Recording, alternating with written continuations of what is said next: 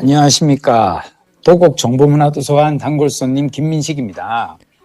안녕하셨습니까. 성북 길빛도서관 단골손님 박동원입니다. 그런데 김 작가님 목소리가 지금 목이 잠깐 잠겼어. 왜 그러지?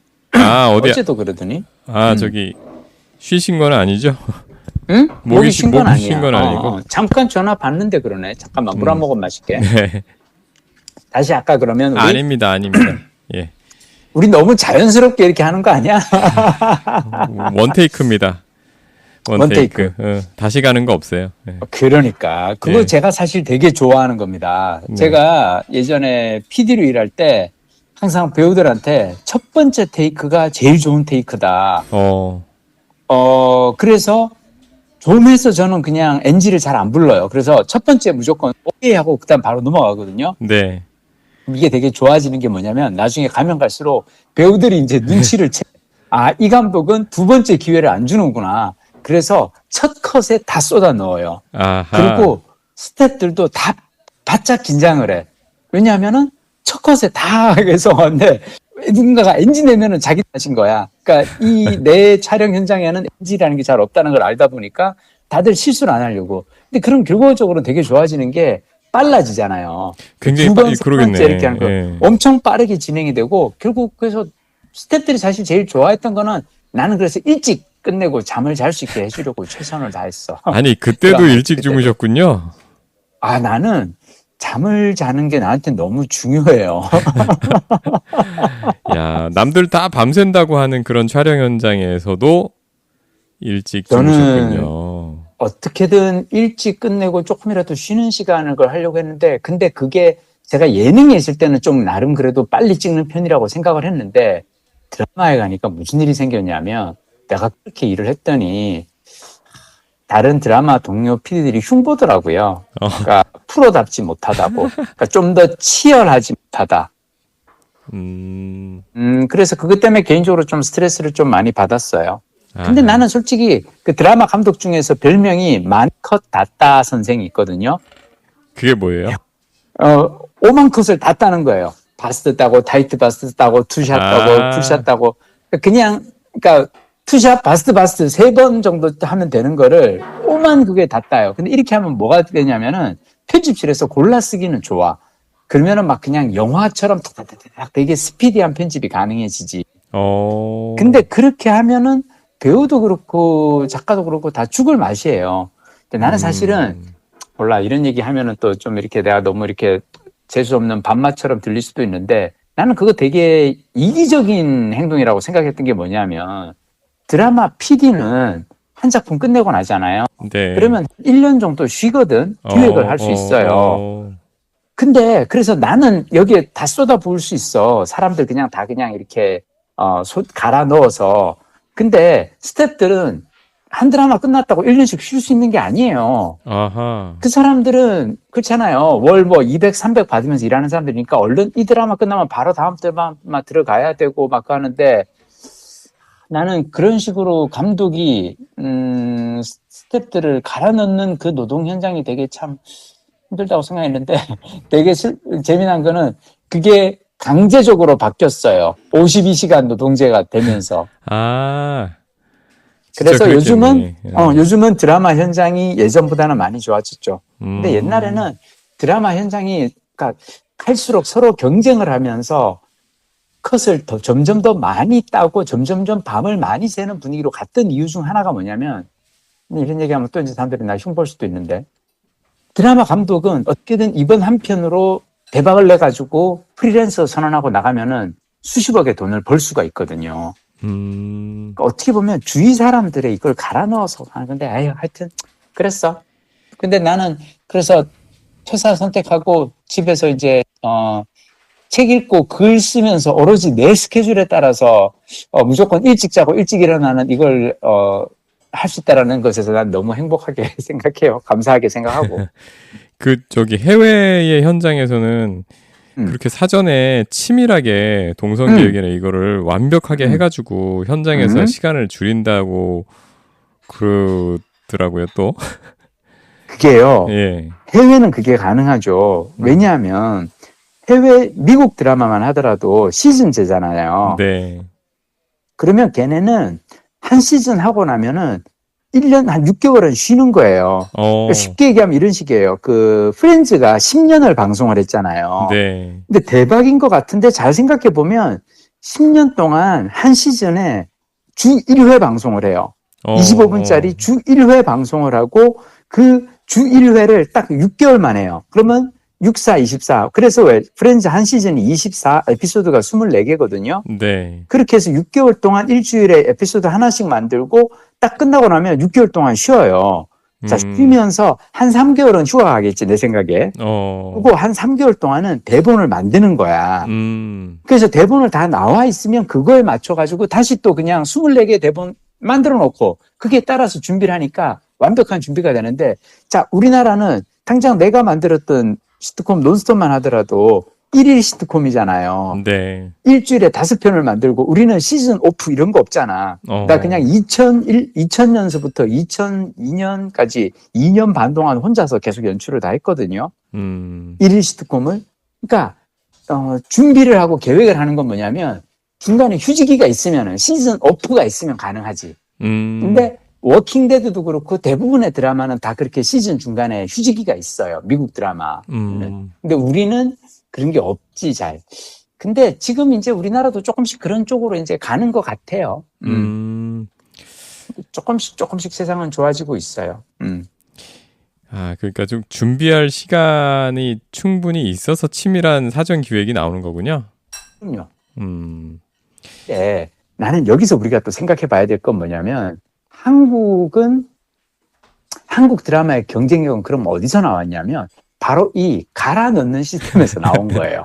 뭐냐면 너무 짧은 시간에 아주 고퀄의 드라마를 만들어내는 거야. 그러니까 넷플릭스가 처음에 완전히 이렇게 한국 드라마를 보고 막 열광하고 막 그쪽 넷플릭스 관계자들이 너무 좋아했던 이유가 뭐냐면 얘들은 되게 제작비가 싸거든. 근데 기본적으로 드라마 제작에서 우리가 왜 여기에 공장이 있어요. 기계가 뭐 투자를 해야 돼요. 설비 투자가 필요해요.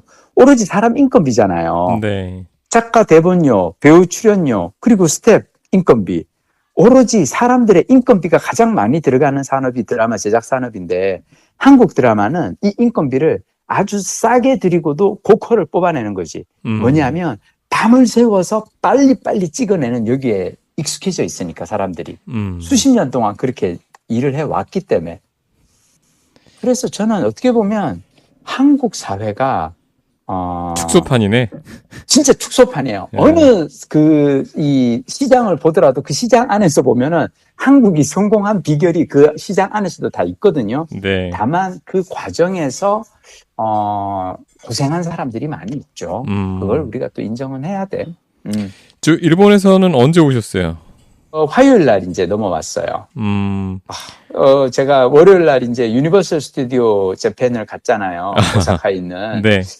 갔다 와서 다시 한번 느꼈어요. 나이는 어쩔 수가 없구나. 거기가 테마파크인 거죠? 테마파크. 난 한 번도 놀이공원인데, 제가 이제 3년 전에 그 코로나 터지기 바로 직전에 네. 그 둘째 딸이랑 같이 초등학교 6학년이던 둘째 딸 초등학교 졸업 선물이라고 내가 이제 하고 같이 이제 일본의 테마파크 순례를 다닌 적이 있는데, 그때 가서는 내가 둘째가 아직 어리니까 얘한테 맞춰서 노느라고 내가 타고 싶은 걸 다 못 탔단 말이야.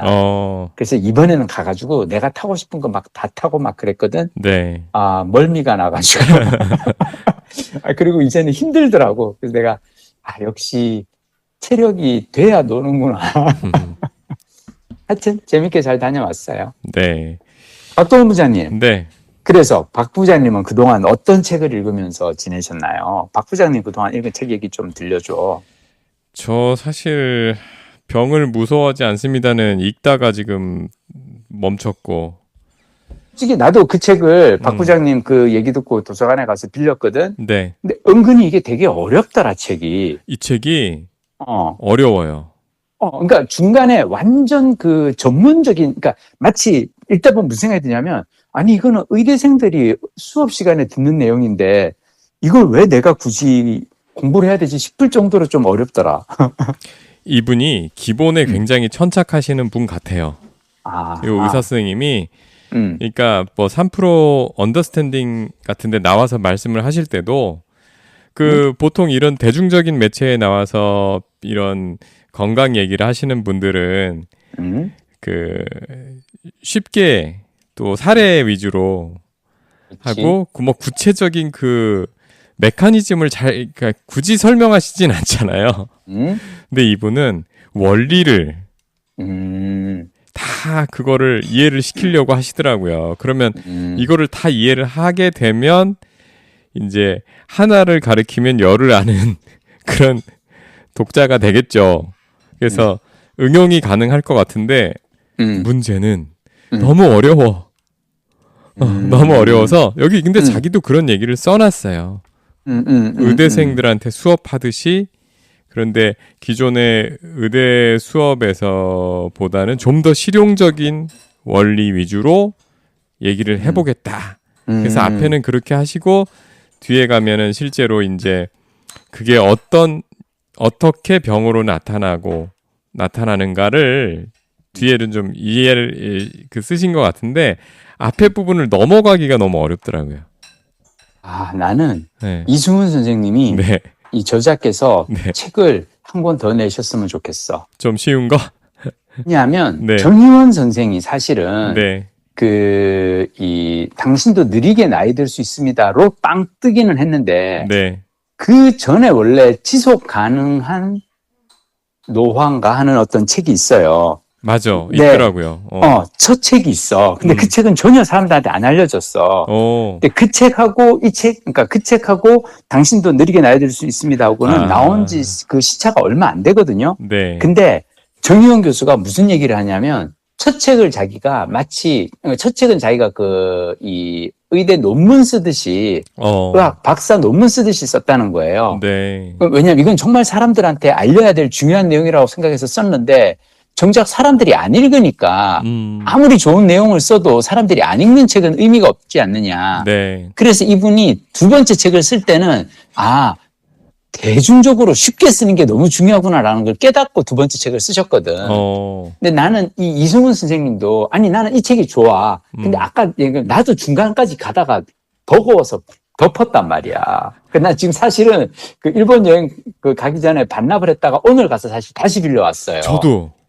다시 빌려왔어. 왜냐면 네. 나는 끝까지는 읽어보고 싶은 거야, 나도. 이 책이. 그래서 좋은 책은 좋은 책이야. 기간이 다 돼서 한번 반납하고 새로 빌렸어요. 딴 데서. 참.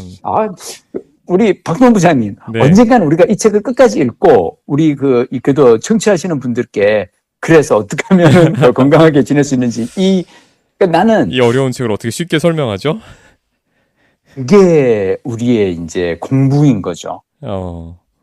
제 공부가 그거예요. 저는 항상 제가 하는 생각이 뭐냐면, 책을 읽고 1년에 200권의 책을 읽고 그 책에서 가장 사람들에게 도움이 될 만한 이야기를 어떻게 뽑아서 그거를 정리하느냐가, 그래서 그게 제가 블로그에 글을 쓰기도 하고 꼬꼬독에서 유튜브 채널에서 소개하기도 하고 이렇게 박동훈 부장님하고도 얘기를 하는데, 자, 그러면은 그 병을 무서워하지 않습니다 말고 다른 책은 혹시 완독하신 건 없어? 데모테크가 온다는 완독을 했습니다. 이거 그 책은 어때요? 김경록 선생님 책. 이 책. 그때 우리 책이 나는 김경록 선생님 책 중에서 그 책은 제일 좀 덜 팔린 책이었던 것 같은데 실제로 보니까 어때요? 맞아요. 덜 팔렸을 것 같아요. 잘 안 알려져 있고. 왜? 근데 메시지가 되게 실용적으로 좋은 책이에요. 그런데 앞에 부분까지 제가 이게 책에 표시를 빌린 책이니까 줄을 칠 수가 없잖아요. 그래서 포스트잇으로 붙여가지고 표시를 하는데 붙은 걸 보니까 한 전반부에 거의 다 붙어 있고 후반부에는 쓱 그냥 사실 세세하게 안 읽고 쑥쑥쑥쑥 넘어가게 돼 있더라고요. 왜 그러냐면 왜 그래? 이 책에서 주장하고 싶은 바가 시간이 가도 변하지 않는 얘기가 있고요. 그리고 시간이 지나면 좀 낡아지는 얘기가 있어요. 아하.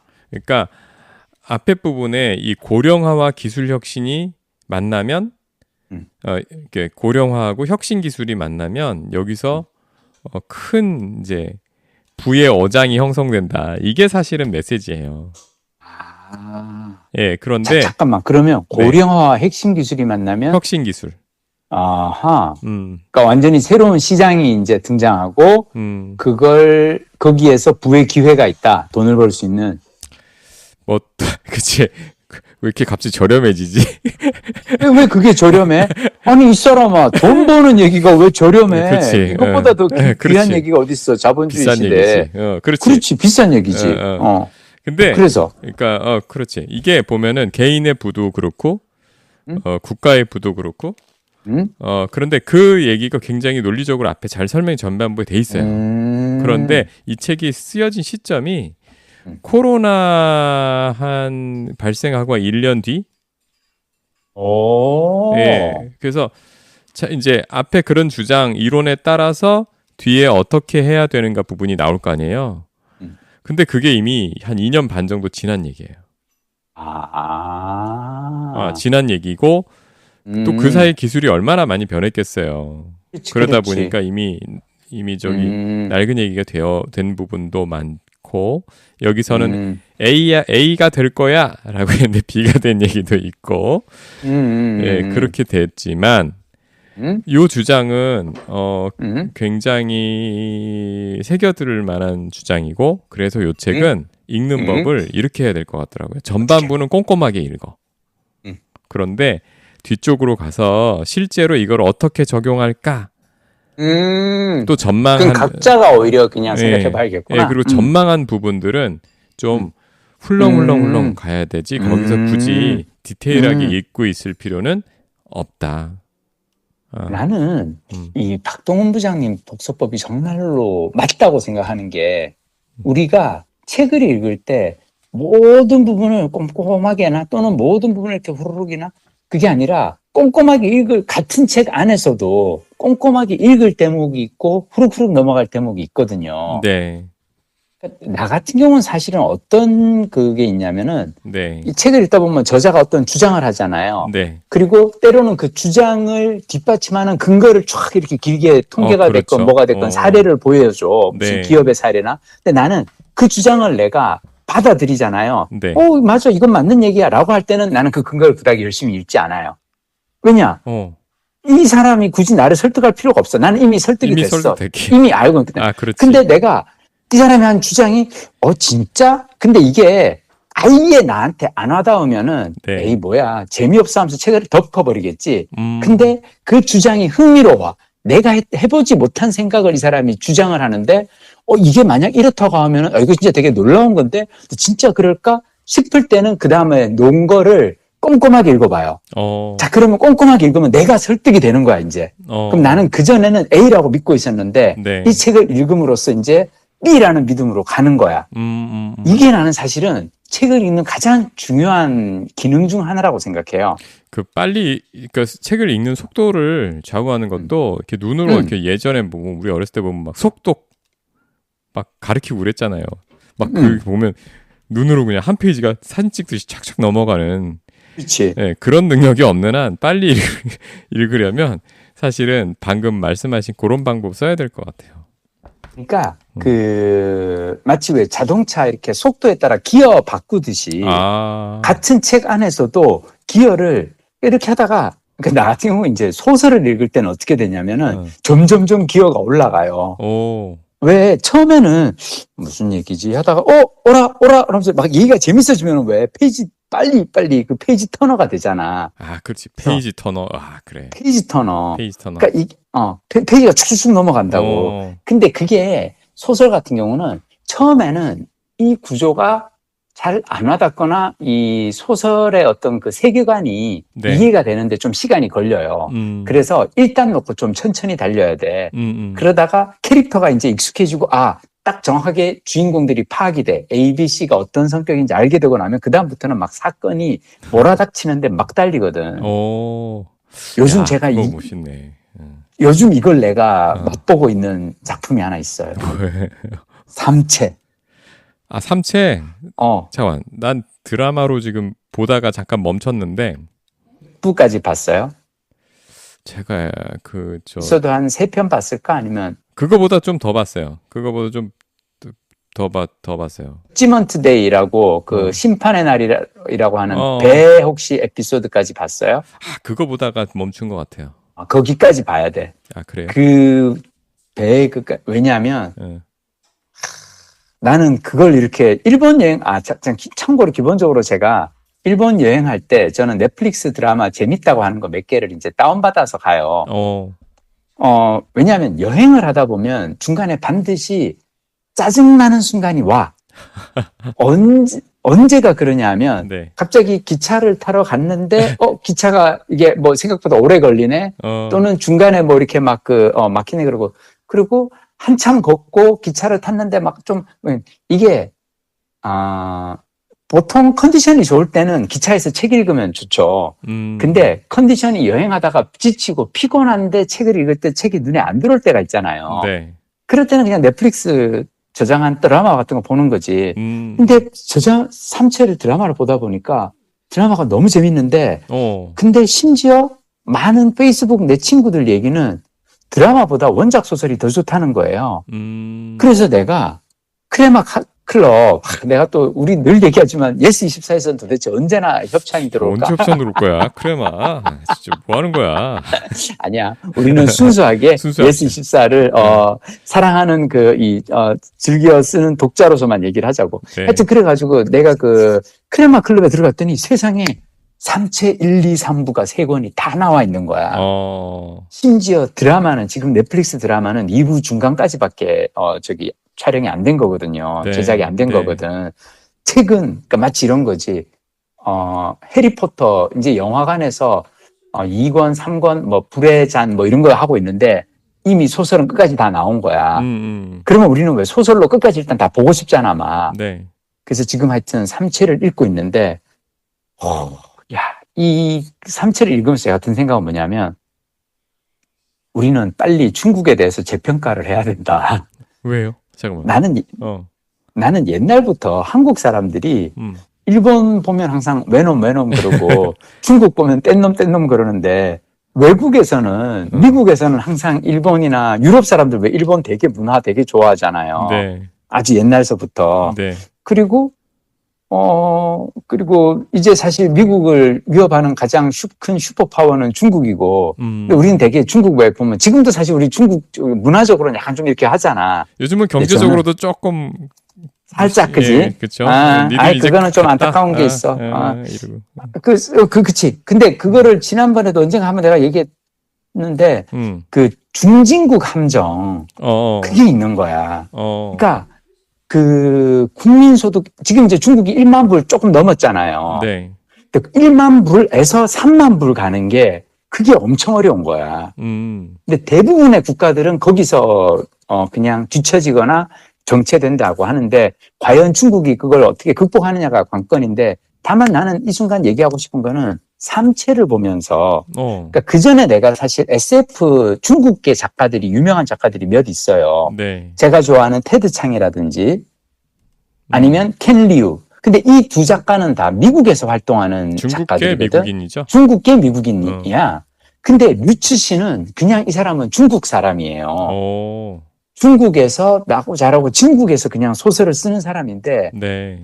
이 삼체라는 소설을 내가 보고 와, 중국 문학이 SF가 이 정도까지 올라왔구나 싶을 정도로 되게 놀랍고 무엇보다 너무 재밌어. 그래서 제가 정말 저는 재미난 소설을 읽으면은 약간 왔다 갔다 하거든. 뭐가 왔다 갔다 하는 줄 알아요? 이걸 빨리 읽고 싶은 마음이 있고 한편으로는 이걸 아껴놓고 싶은 거야. 왜냐하면 여행하다가 힘든 순간이 올 때 읽으려고. 그러니까 왜 이제 한국에 돌아왔으니까 내가 이제 출장을 가잖아요. 네. 그러면 출장 갈 때 읽고 싶다가도 아니야. 컨디션 좋을 때는 읽기 힘든 책들 뭐 이런 거 읽고 이를테면 그 병을 무서워하지 않습니다. 이런 책 읽고 강의 끝나고 가끔씩 이제 강의하다가 이렇게 왜 반응이 되게 저조한 청중을 만나서 내가 멘탈이 탈탈 털릴 때 있거든. 그럴 때 돌아오는 기차칸에서 그래. 멘탈 탈탈 틀린 순간 그래 빨리 기차 타고 삼체를 읽으면서 가자고 하면 마음이 편해지거든. 그러니까 그럴 때를 대비해서 아껴놓자라는 마음과 아니야 뒤가 궁금해 빨리 읽고 싶어 두 마음이 오가고 있어. 정말 재밌어요 삼체. 강추. 그러니까 지금 저기 책도 영화도 다. 계속 지금 보고 있어요. 근데 저는 드라마는 일단 멈춘 상태에서 책을 가고 있는데 나는 확실히 영상보다는 활자 중독이야. 드라마는 어느 순간 보다가 따가닥 그냥 멈췄는데 책이 오히려 지금 줄줄줄 계속 달리고 있어요. 그리고 어차피 책으로는 끝까지 엔딩까지 볼 수가 있다는 걸 내가 아니까. 아니, 저는 사실 드라마는 보다가 췌장암으로 죽는 친구 있잖아요. 그 그 저기 뭐 얘기하면은 스포일러인 거 아니야? 하여튼 그래서 나는 지금 얘기하면서 이때까지 스포일러 안 하려고 얼마나 노력을 했는데. 그랬구나. 아니 뭐 그래서 그 친구를 어디 태워서 뭐 보내는 뭐 이런 얘기 하면서 약간 좀 늘어진다 그럴까? 그래가지고 정말 너무 보고 싶은 막 옛날에 그 왕좌의 게임 이런 거 있잖아요. 그런 거는 그런 건 정말 시험 공부해야 되는데 막 밀어놓고 보게 되는 막 그런 막 중독성이 있잖아요. 그거까지는 모르겠더라고. 왕좌의 게임 얘기가 나왔으니까. 근데 혹시 원작 소설 읽어봤어요? 뭐 소금과 뭐 그쵸. 그거죠. 그러니까 불과 얼음의 노래. 불과 얼음의 노래를 내가 그 왕좌의 게임에 하도 정말 대단한 작품이다. 그래서 그 원작을 찾아서 영어. 제가 그거를 또 영어로 또 보셨구나. 왜 그랬냐면 그때 뉴질랜드에 있었을 때 한글책을 구할 수가 없었어. 한글책을 구할 수가 없어가지고 뉴질랜드 도서관에 갔더니 그게 있더라고요. 어땠어? 그래서 앞에 부분 보다 포기했죠. 그치, 왜냐면 워낙 방대한 작품이고. 네. 근데 그 조지 R.R. 마틴. 잠깐만 생각해보니까 이번 3체 제작진이 거기잖아요. 맞아요. 그런가? 그건 내가 몰랐어. 맞아요. 그 3체 그래? 제작진이. 그래서 거기 보면 그 중간에 죽는 그 통통한 샘 그 친구 있잖아요. 거기서 이름이 다르지. 그 친구가 거기도 나와요. 네, 거기도 그 왕좌의 게임에도 나와요. 기본적으로 나는 왕좌의 게임 옛날에 드라마랑 그 영어 원문 이제 원서로 내가 이렇게 보면서 되게 그때 그랬던 게 거기에 나오는 그 난장이 있잖아요. 네네. 그 인물의 대사가 너무 재밌는 거야. 그래가지고 그거 보면서 되게. 근데 하여튼 저는 드라마와 소설을 오가면서 보는 거는 되게 재밌다고 생각해요. 멋진 대사 참 많았어요. 멋진 대사 진짜 많아. 잠깐만, 내가 지금 갑자기 이름이 생각이 안 나가지고 지금 막 찾고 있어. 근데 내가 찾으려고 라니스터인데 라니스터. 라니스터 가문이죠?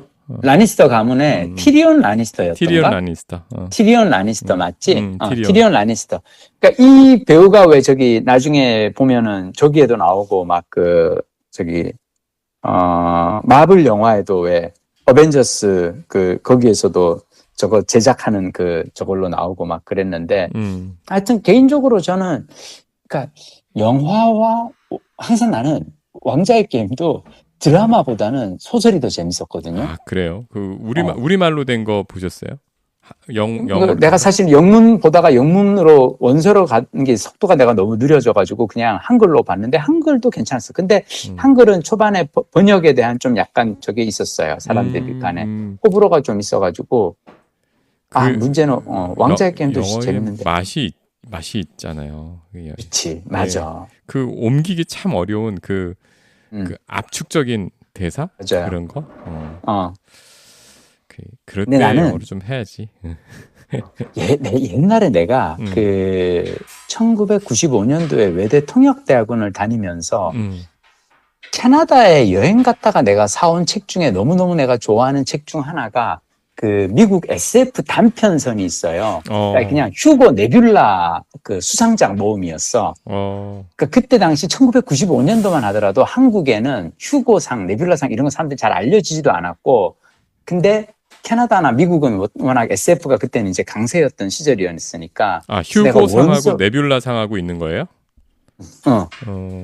휴고상하고 네뷸라상이 쉽게 얘기하면은 그 SF 문학상이에요.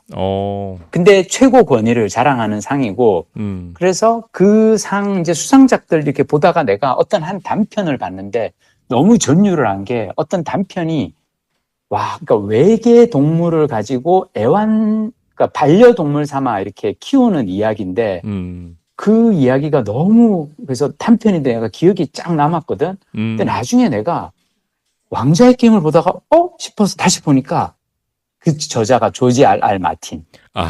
원래 단편을 끝내주게 쓰는 사람이었던 거예요. 그러셨구나. 단편으로 놀라운 단편을 1990년대 써내다가 이 사람이 나중에 이제 장편을 작정하고 써내니까 얼음과 불의 노래가 되는 거지. 갑자기 또 우리 삼체에서 막 왕자의 SF. 게임까지 막 간다. 아니, 이 사실 그 혁신 기술, 성장주 투자 이런 데는 우리 또 박동 부자님 관심이 많은 SF적인 상상력 있잖아요. 그렇죠.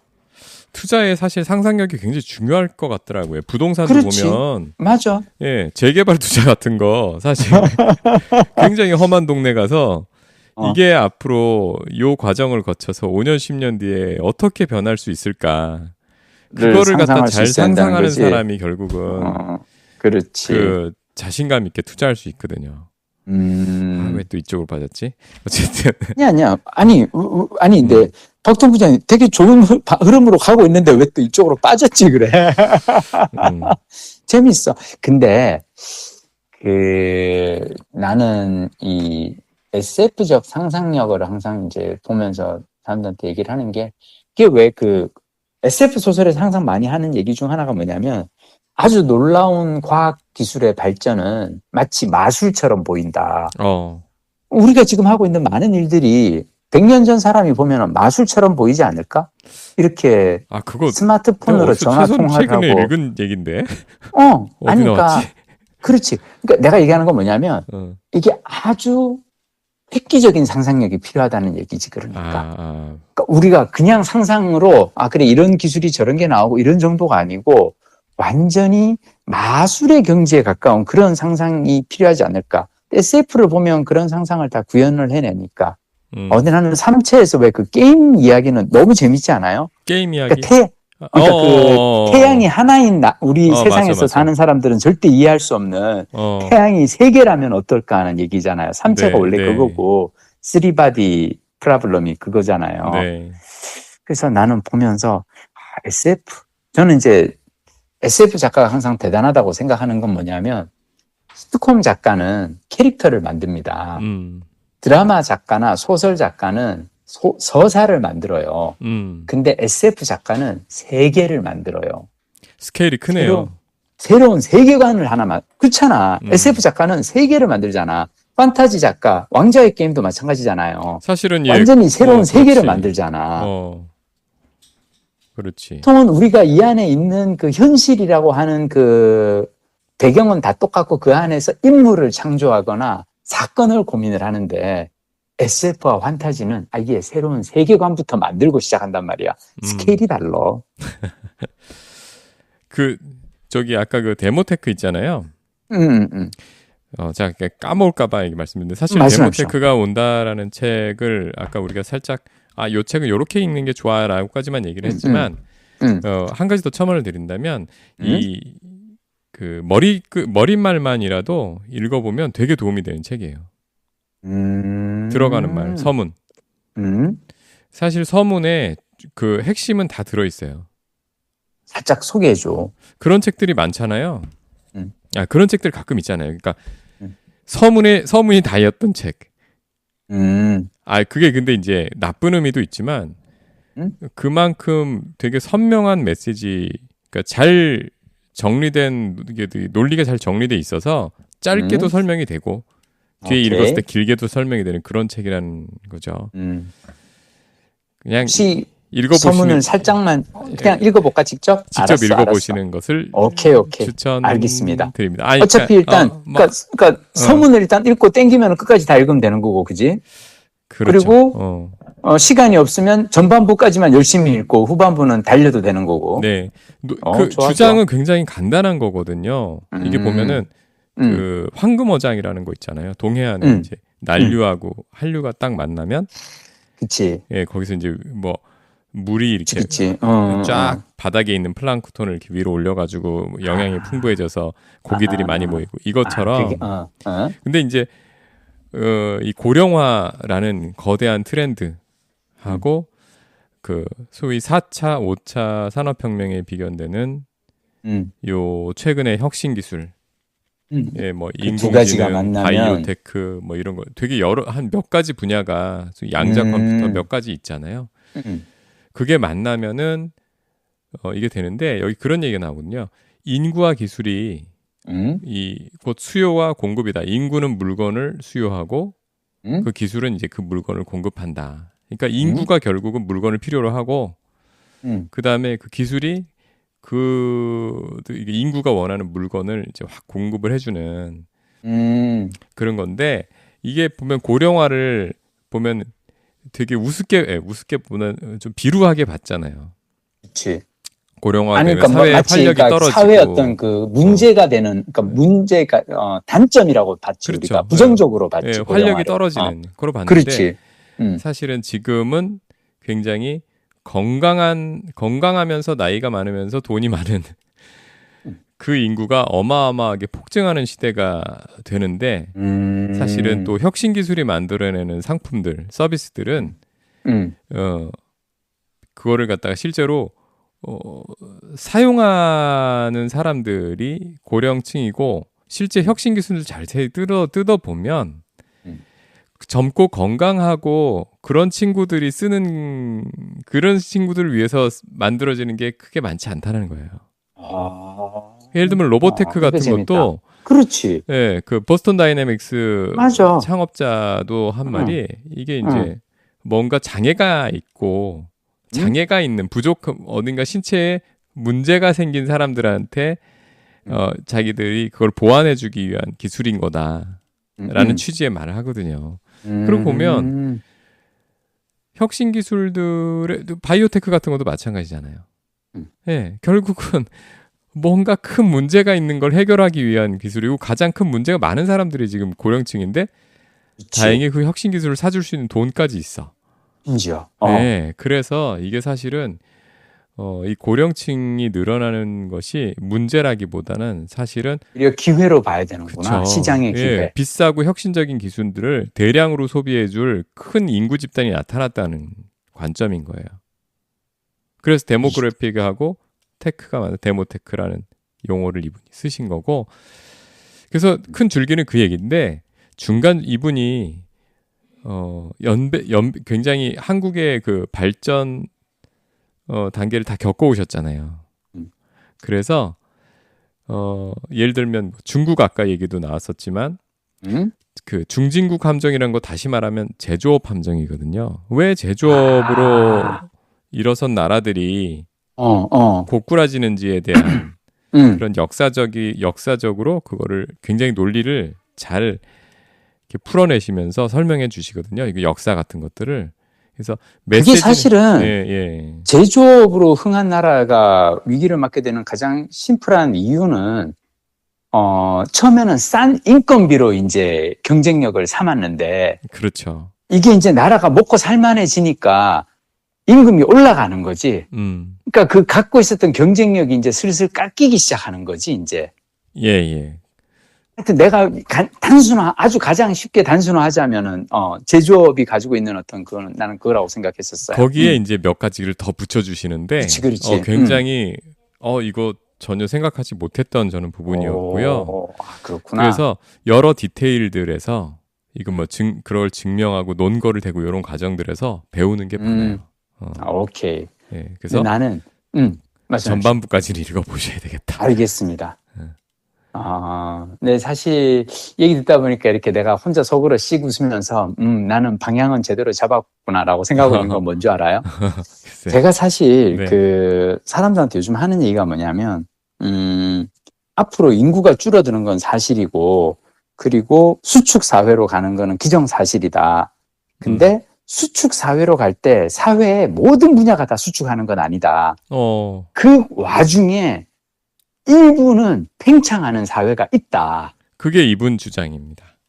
그 길로 가야 된다예요. 제가 얘기하는 거는. 그래서 나는 그게 사실은 5060 시장이라고 생각하거든요. 그게. 그렇죠. 5060이 이제 30년이라고 하는 이 기대 여명을 가지고 이 시간을 어떻게 보내느냐에 대한 어떤 뭔가가 있어야 되는데, 개인적으로 저는 여기에 대해서 제가 요즘 그래서 5060이 남은 30년 어떻게 살 것인가에 대해서 제가 콘텐츠를 만들고 메시지를 만드는 사람이 되고 싶거든요. 그 방법은 나는 세 가지라고 생각해요. 지식 기반, 경험 기반, 롤모델 기반. 그러니까 일단 내가 공부를 해야 돼요. 그러니까 앞으로, 그러니까 이를테면 일본의 그 초고령 사회를 먼저 겪고 있는 일본에서 나오는 책들을 읽으면서 공부를 해서, 일본을 보니까 우리는 이렇게 살아야 됩니다라고 내가 콘텐츠를 만들거나, 아니면 그거는 지식 기반이에요. 네. 공부를 하는 거니까. 두 번째는 경험 기반. 내가 해보는 거예요. 내가 탁구를 배워보니까 이런 일이 있었디다. 내가 뭘 해보니까 강연 시장에 나가서 해보니까 이런 일이 있었디다. 퇴사를 52의 나이에 퇴사하고 나니까 이런 일을 내가 겪게 됐디다. 경험을 먼저 해보는 거죠. 그리고 그 경험을 가지고 콘텐츠를 만드는 게 있고, 마지막 세 번째는 롤모델인데, 롤모델은 뭐냐면 내가 50대 이렇게 살아보니까 좋더라고요. 인생이 괜찮습니다. 삶을 이렇게 살아도 괜찮은 것 같아요. 항상 우리는 이런 식으로만 살았는데 이렇게 말고 다른 방식으로 한번 살아보면 어떨까요? 라고 얘기를 해야 되는 거예요. 근데 저는 이게 제가 앞으로 남은 평생 해야 될 일이라고 생각해요. 고령화 시대를 어떻게 살아갈 것인가. 근데 지금 우리 박동부 선생님하고 얘기를 하다 보니까 갑자기 데모테크라는 책을 내가 꼭 읽어야겠다는 생각이 듭니다. 빌리기가 쉽습니다. 알겠습니다. 근데 나는 박동부 선생님하고 나하고 참 이 통화, 우리의 대화가 재밌는 거는 뭐냐면, 이게 원래는 내가 60년대생 얘기를 소개를 했는데, 그걸 박동부 선생님은 데모테크로 받았고, 이렇게 주거니 받거니 랠리가 이어지잖아, 그지? 네. 좋아. 아니, 근데. 오늘도 아주 즐거운 대화야. 아까 그 일본 있잖아요. 일본이 사실은 그 고령화에 있어서 먼저 가기도 했고, 그래서 관련된 그 산업도 발달을 했고, 굉장히 많은 또 그 비즈니스들도 있고, 그렇지. 우리보다 고민을 아마 많이 했을 거 아니에요. 그래서 그렇지. 일본어를 하게 되면 그쪽 분야에 있어서 좀 더 접근할 수 있는 얘기들이 많아질 것 같긴 하네요. 근데 개인적으로 저는 일본어 공부하면서 그냥 그거는 내가 지금 하고 있는 일본어는, 그러니까 20대 때 내가 영어 공부를 했을 때는 외대 통역대학원을 내가 갔다라는 건 기본적으로 내가 통역 번역을 가능한 정도였거든요. 네. 근데 지금은 나는 일본어를 그 정도까지 내가 할 자신이 없어. 왜냐하면 그렇게 하려면은 적어도 한 3년에서 5년 정도 하루에 10시간 가까이 공부를 해야 돼. 그래요? 언어 공부를. 나는 왜냐하면 내가 외대 통역대학원 한영과 입학할 때 영어 공부했던 수준이 그 정도예요. 그러니까 적어도 5년 정도 하루 10시간씩 했어야 동시 통역사가 되거든. 근데 나는 지금 내가 일본어를 하면서는 이거는 그냥 나는 여행 다닐 때 불편하지 않을 정도, 기초 회화 정도 하는 용도라서, 다만 뭐가 있냐면 경험하는 건 좀 다르죠. 내가 가서 겪어보면서 느끼는 게 있잖아, 왜. 이를테면 작년 4월에 내가 그 규슈 올레길을 걸으면서 시골에 가서 버스 1시간에 한 대 다니는 그 버스를 내가 겪으면서, 지역 소멸이라는 문제가 대중교통은 이런 식으로 현상이 나타나는구나, 이런 걸 내가 느낄 수 있는 거죠. 근데 개인적으로 저는 제가 얼마 전에 이제 친구하고 얘기하다가 친구가 그러더라고요, 저보고. 야, 너는 정말 시대를 그러니까 운이 좋았던 것 같아. 그러니까 왜 그랬더니, 제가 왜 작년 2월에 쿠바 가고 미국 갔다 왔잖아요. 네. 그리고 작년 8월에 유럽을 갔다 왔고, 네. 이제는 그렇게 여행을 못 갈 거래요. 왜요? 달러가 너무 올라가지고. 달러가 너무 오르기도 했고, 유럽은 물가가 너무 많이 올랐대요. 미국도 아주 살인적이라면서요. 지금 장난 아니래요. 네, 우리나라도 신선식품은 살인적이에요. 그렇지. 대파 빼고 800원 대파 빼고. 자, 근데 여기서 중요한 건 뭐냐면, 그래서 나는 올해 내가 여행을 어디로 계속 갈 거냐면, 난 일본으로 갈 거야. 일본이 제일 싸. 일본 환율이 지금 35년 내 최저 지금 환율을 기록하고 있잖아요. 네. 890원이거든. 나 그래가지고 이번에 한 몇백만 원 바꿔놨어요. 환전 지갑에다가. 왜냐하면 10년 내 이렇게 쌌던 적이 없어. 하여튼, 근데 개인적으로 저는 올해 화두는 일본을 계속 다니면서 일본이 초고령 사회를 어떻게 겪어가고 있는지를 좀 깊이 들여다보고 싶은 게 저의 소망입니다.